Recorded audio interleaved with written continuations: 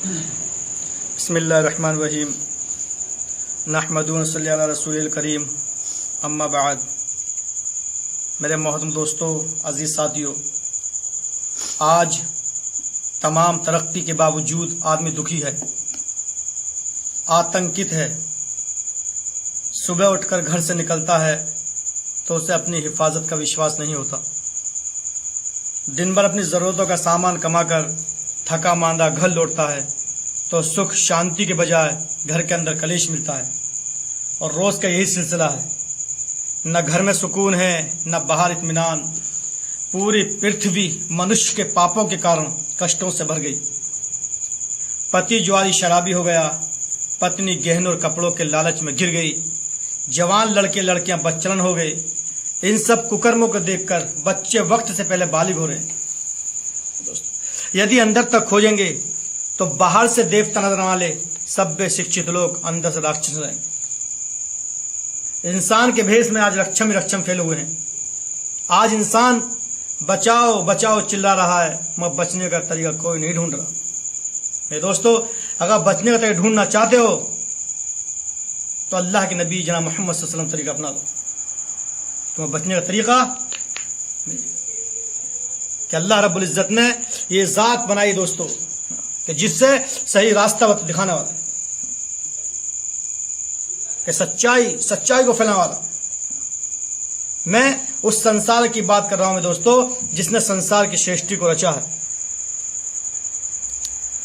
हिंदुस्तान की कदीम किताबें 4 हैं और ये वेद हैं: अजुर्वेद, ऋग्वेद, सामवेद और अथर्ववेद। और 18 पुराने हैं जिनमें इन वेदों की तफसील है। और इन्हीं वेदों को मानने वाले सनातन धर्मी कहलाते हैं और असल हिंदुओं का धर्म है। हिंदू ना कोई कौम ना कोई मजहब, बल्कि हिंदुस्तान में रहने की वजह से यहाँ के लोगों को हिंदी कहा जाता था और ये नाम बिगड़ हिंदू हो गया और एक फिरके ने अपने मखसूस कर लिया। एक फिरके ने। मेरे दोस्तों, हम आदम सलाम एक ही माँ बाप के, दुनिया के अंदर जितने भी लोग दुनिया के अंदर हैं, वो मर्द हो या औरत, हम एक ही माँ बाप की संतान चला रहे। अपनी जुबान में कहा जाता है कि आदम सलाम, अम्मा अब्बा सलाम, महादेव बाबा, पार्वती, क्योंकि हम एक ही माँ बाप की संतान है। और हमें भेजने वाला अल्लाह है, ईश्वर है। जो दुनिया के अंदर जिसे अल्लाह ने भेजा वो अल्लाह है। हम जितने के जितने हैं सारे एक ही माँ बाप की औलाद हैं। और उस अल्लाह ने सिर्फ और सिर्फ जितने भी अंबिया सलाम अवतार दुनिया के अंदर आए, अपने ही पूजने के लिए कि सिर्फ मेरी परस्तिश करो। हर किताब से साबित है कि अल्लाह सिर्फ एक है, उन्हीं की पूजा करनी है, उन्हीं की इबादत करनी है। यह अल्लाह रब्बुल इज्जत ने कुरान करीम के अंदर भी और किताबों के अंदर भी लिख दिया, जिसमें एक गायत्री मंत्र है। हिंदू धर्म हमारे भाइयों के अंदर ये बड़ा पवित्र माना जाता है। ये आसमान से भेजा हुआ मंत्र है। इसमें कहीं भी देवी देवता का नाम नहीं, कहीं भी। अल्लाह रब्बुल इज्जत ने इस मंत्र को उतारा, इसमें कहीं भी देवी देवता का नाम नहीं है। ये मंत्र क्या दोस्तों? कि ओम भू भरस्वे तस्वितु विरेडियन भर्गो देवस्य धीमहि धियोयनम प्रचोदया। यानी ट्रांसलेशन कि जो सबका रक्षक, समस्त जगत का प्राण, सबके दुखों को दूर करने वाला, सबके सुखों का दाता परमेश्वर है।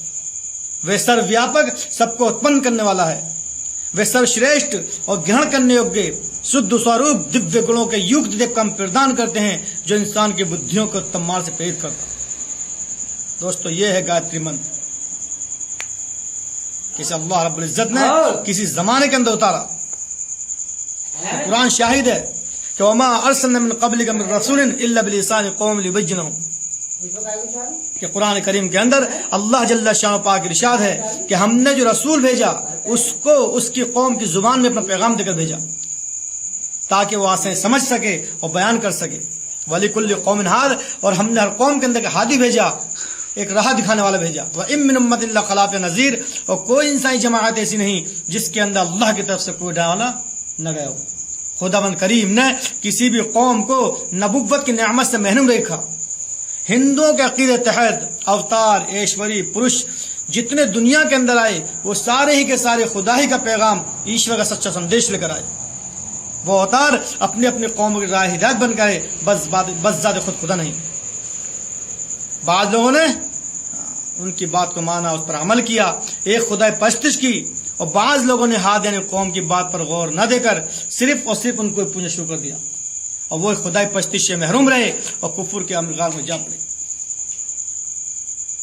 दोस्तों, अल्लाह रब्बुल इज्जत ने दुनिया के अंदर भेजा, इसका मकसद, एक मकसद के लिए दुनिया के अंदर भेजा।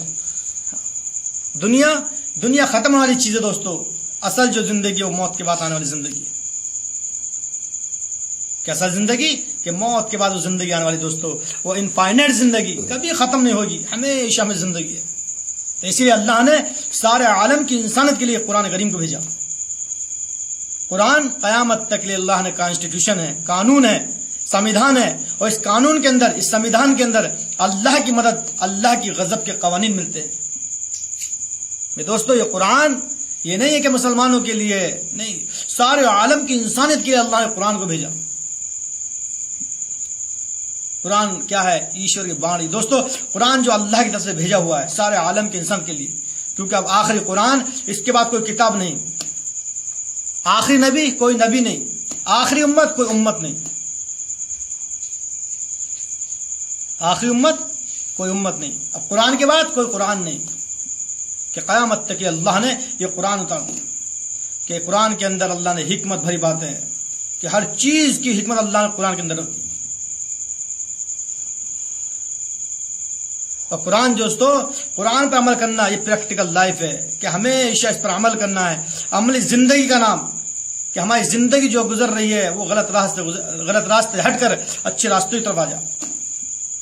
कामयाब इंसान वही शख्स होगा जो अल्लाह के बताए हुए तरीके पर चलेगा, जो नबी ने कहा उस पर चलेगा।